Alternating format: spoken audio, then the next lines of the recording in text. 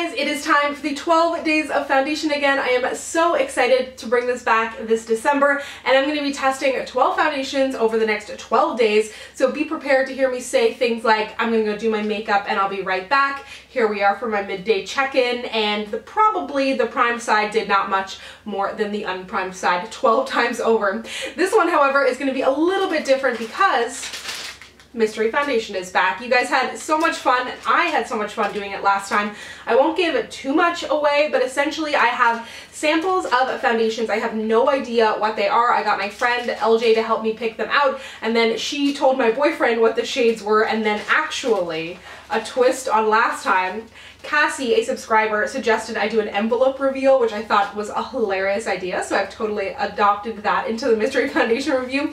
So basically, I'm going to review the foundation as I would any other, but of course I'm not going to start with the claims or anything like that because I have no idea. So we're going to jump right into putting it on my face. I'm going to wear it throughout the day, give you my thoughts on how the foundation performed, and then we'll see if it matched up with the actual claims of the foundation. So let's go ahead and get started. So here is the mystery sample. It seems like it's kind of like a, ooh, it's like a, the texture of it is, oh, God, it smells familiar.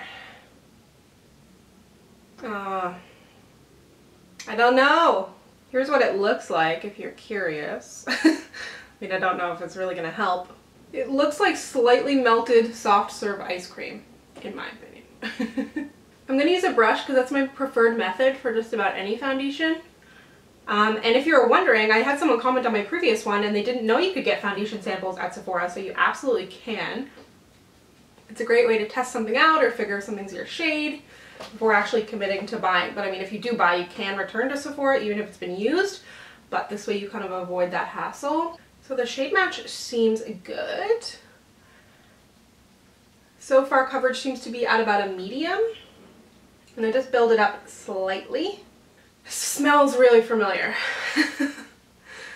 But maybe it's just I've used the brand before. Maybe I haven't actually reviewed it before. I don't know. Also, let me know if you'd like to see foundation. I'm testing foundation number 1 right now. So if you'd like to see foundation number 3 for maybe like the last day of the 12 days of foundation, let me know. Because I'm dying to know. It like kills me going all day not knowing what's on my face. You guys have to wait like, I don't know, 8 minutes, 10 minutes? I had to wait like 8 hours. And so many of you said you didn't sneak peek on my first review, so good on you for not checking. So it actually looks really good on my skin. Here's bare face. Here's not bare face. It looks really smooth and it has kind of like a, I wouldn't say it's matte, but it's not super dewy either, so maybe like a semi-matte. I've let the foundation set on my skin a little bit, and it definitely has kind of set, but there definitely is still quite a bit of shine to it. It hasn't dried down to like a matte finish by any means. I feel like it has a pretty strong amount of coverage in there, definitely leaning full for sure, and the texture is somewhere between liquid and mousse. Like, you know what I mean when I said like about to melt soft serve ice cream? Like, that's kind of the texture it had. So I'm generally not a huge fan of moussey formulas because I find they can tend to sit a little bit heavy on the skin and kind of I just don't love the way they blend, but this blended out quite nicely. I'm kind of thinking it might be the Dior Forever foundation. That is the one that I gave LJ as my color match, and I'm like, is she trying to trip me up here? But maybe not, because I feel like that has a more liquidy texture, but maybe I've just never seen it in a little pot before. Anyways, I'm going to go ahead and put on the rest of my makeup and we will chat about how it looks in photos. Okay, I have my makeup on now. That was a little bit of an ordeal. I was doing my makeup after I checked in with you last, trying out a new glitter eyeshadow, which was getting absolutely everywhere all over the foundation, and I didn't really like the eye look anyways, and then I realized I hadn't taken a flash photo of just the foundation. So I was like, screw it, I washed off all of my makeup, started over again. Now I'm just wearing mascara because that's all I could muster. Anyways, let's talk about the foundation itself, and I will have the makeup that I'm wearing listed down below as always. I think that it looks good, but again, I'm always a little bit hesitant about these kind of moussey formulas. I find that they're just not as easy to work with, and I don't love the end result. When I applied it for the second time, I actually got a little bit of patchiness here, which I blended out, and that may be on account of not having, like, it didn't happen on the primed side. I had primed this side of my face, if I didn't mention already.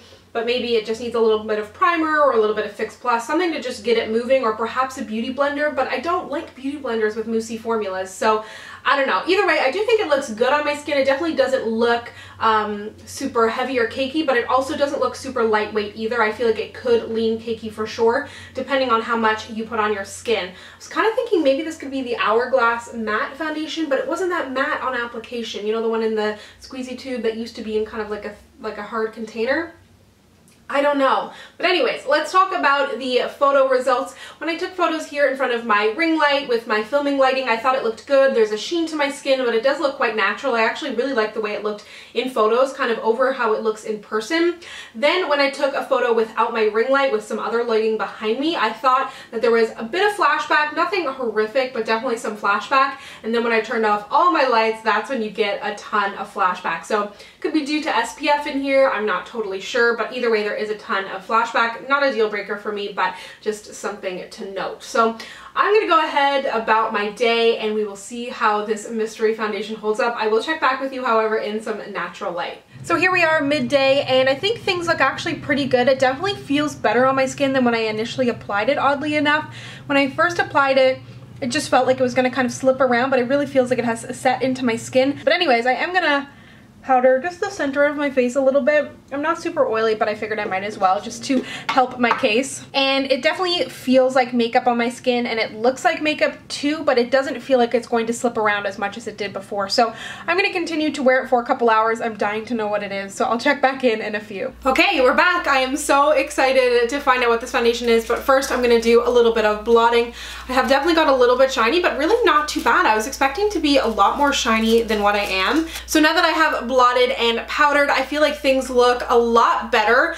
My issue with this foundation was more so in application and not so much wear time, and I think that's what kind of turned me off initially, was the way that it kind of looked on my skin, was that it felt like it could get really, really cakey, and I was worried that the oils were going to build up. But as I wore it throughout the day, it almost started to look better, which was kind of confusing, and it looks really good now, and I just kind of wasn't expecting it to. So I definitely feel like with application of this foundation, you need to be careful with the type of brush and primer you use, because it is a bit of a thicker, moussey consistency, which I generally don't like, but I ended up actually liking this one. I think I went into it with a bit of like a negative opinion because of that initial texture, but the way that it actually wore on my skin and the way that it looks right now, I'm super impressed. So let's go ahead and open up this envelope.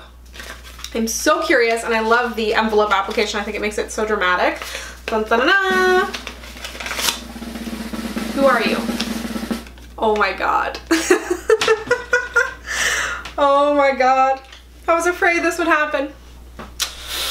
Okay, so full disclosure here, the way I filmed my Oily Skin Diaries, or this 12 Days of Foundation, I've actually filmed it a little bit out of order, basically whatever works best with my schedule, and I've already filmed days 4 and 5, even though I'm filming day 1 right now. It's just to kind of get ahead of the game, to make sure if anything happens, I have videos going up. So I've actually reviewed this foundation already. For the 12 Days of Foundation. I knew this was going to end up making me look like an idiot because I love this foundation. Do you want to know what it is? It's the Becca Ultimate Coverage Complexion Cream, and this is day 4, I think, or day 5. I think, yeah, it's day 4, and oh my god, that's so funny.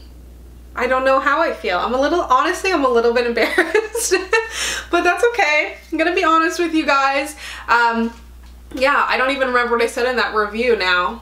Kind of goes to show biases, but I definitely, I mean, I've worn that for foundation before. I've mentioned it in favorites videos, and I have talked about, I think I do talk about the fact that it can get a little bit patchy on application in the review, but I'm definitely not as harsh on it, so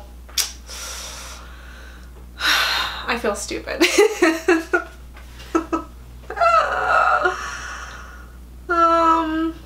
Yeah, okay, well, you're still going to see that review on day 4 because that's already filmed, and I don't know if you're judging me or not. I'm definitely judging myself. You'll see all the details about this foundation coming up on day 4 when I review it again in a more biased format, I guess. Oh, I hate myself. I don't even want to like upload this video anymore because I just feel like it's going to make me look really stupid, but